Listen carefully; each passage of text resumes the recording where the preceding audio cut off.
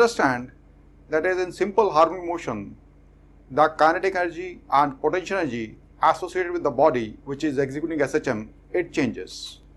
So once again we take a usual reference where there is a block of mass m attached to this wall with a spring constant k.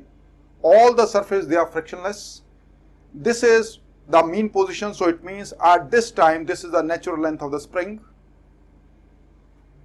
We pull it from here and take it over here, so that's why this makes an amplitude. So when we pull it over here and then we release it, this oscillates within the extremes, this and this. This is the mean position. This is one extreme. It goes over here and this other extreme. So this is oscillating like this. And we have established that this motion is simple harmonic motion. We also understand that is the total mechanical energy of this system remains conserved, remains constant, because there are no dissipative forces. We also understand that is velocity of this block is V is equal to omega under root r square minus y square, where r stands for the amplitude and y is the distance from the mean position. So as this y is changing, velocity will be changing. So over here we say velocity is a function of y. So it means as the y, that is the distance from the mean position, is changing, so velocity will be changing. Once velocity will be changing, the kinetic energy will also change. So it means when the kinetic energy change, but the total mechanical energy is conserved, so it means the potential energy is also going to change. We have also established that is the total energy comes out to be half m omega square r square. We know that over here omega is theta by t, that is whether you call it as angular frequency or angular velocity of the body which is moving in a circle of radius r, whose projection is making it a SHM. So omega is equal to theta by t. If we take a one complete circle, then theta comes out to 2 pi radian and t replaced by capital T, that is time period.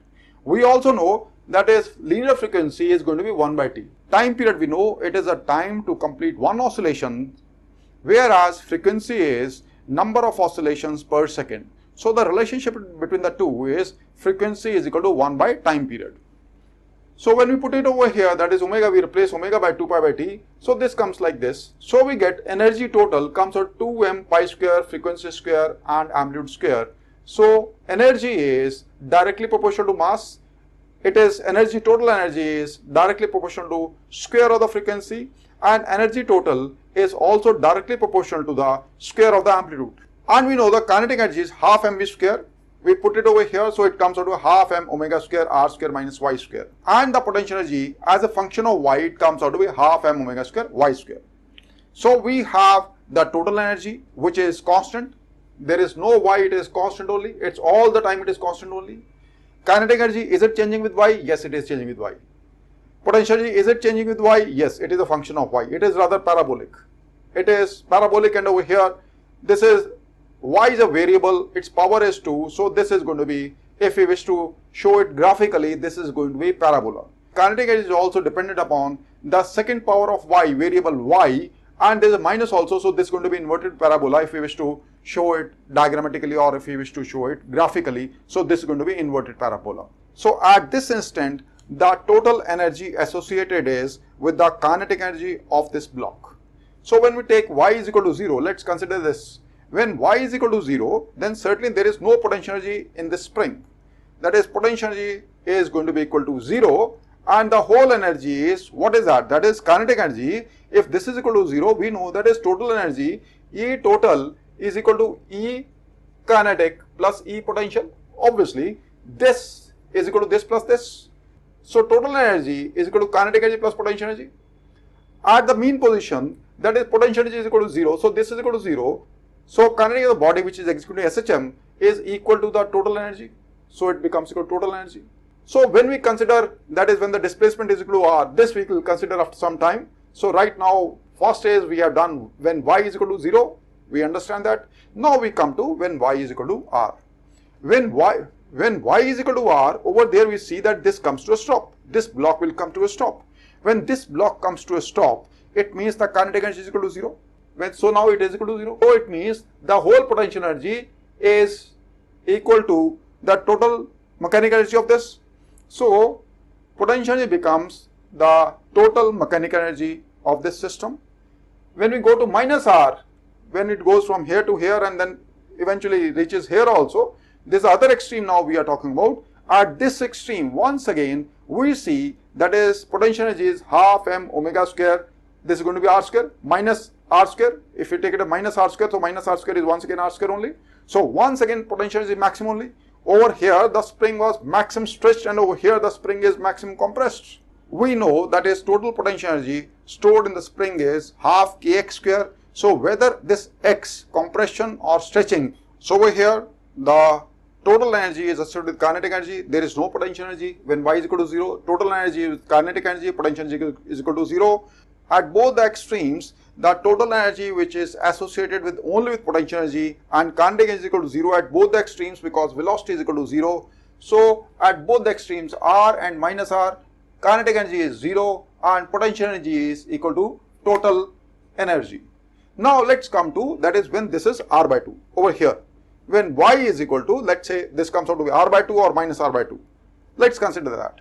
So kinetic energy comes out to be, we know kinetic energy is half m omega square r square minus y square.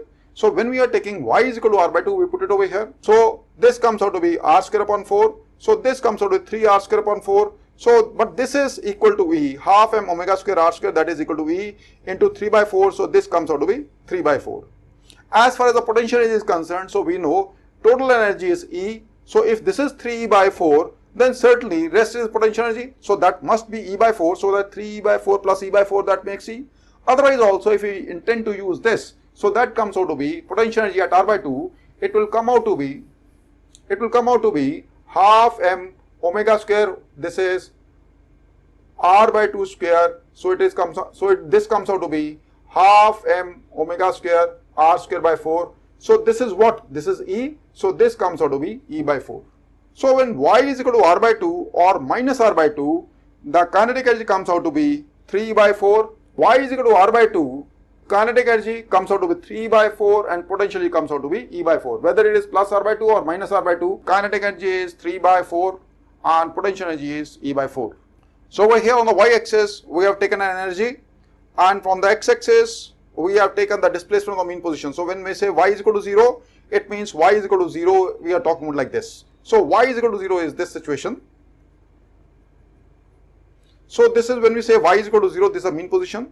From here, that is, this is y is equal to r, and over here, this is y is equal to minus r. So now, the very first thing is that is total energy is fixed. It is constant. It is only the transformation of one into other. So there is interchange of potential energy and kinetic energy. But as far as the total mechanical energy of the system is concerned, it is constant.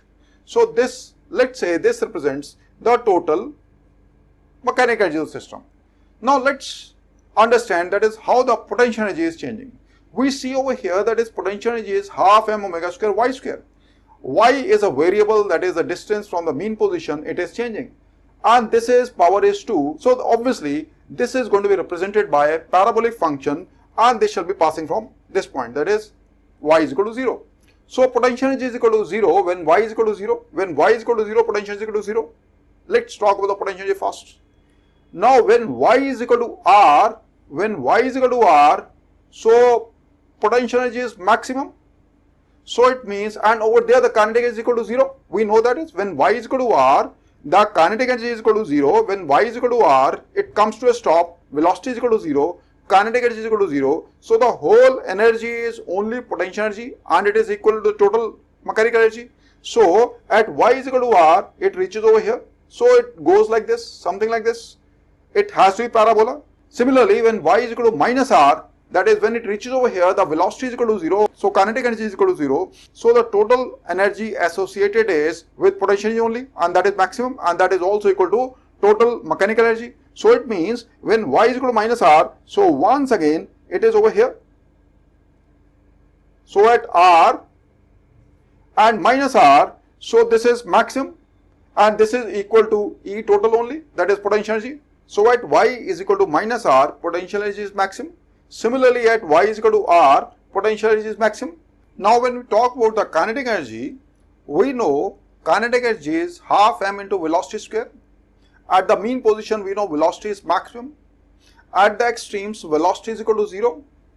When the velocity is equal to 0 at extremes, it means the kinetic energy will be equal to 0. So at minus r and plus r, the kinetic energy is going to be equal to 0. Let's represent kinetic energy by dotted line, right? So over here it is equal to 0, and over here, that is when y is equal to r, it is equal to 0. And we also know that is at the mean position the velocity is maximum and there is no potential energy of the system. It is purely the kinetic energy of the system, and that is equal to the total mechanical energy. So when y is equal to 0, it is maximum equal to E total. So this goes like, because we are representing it by a, we are representing this kinetic energy by a dotted line.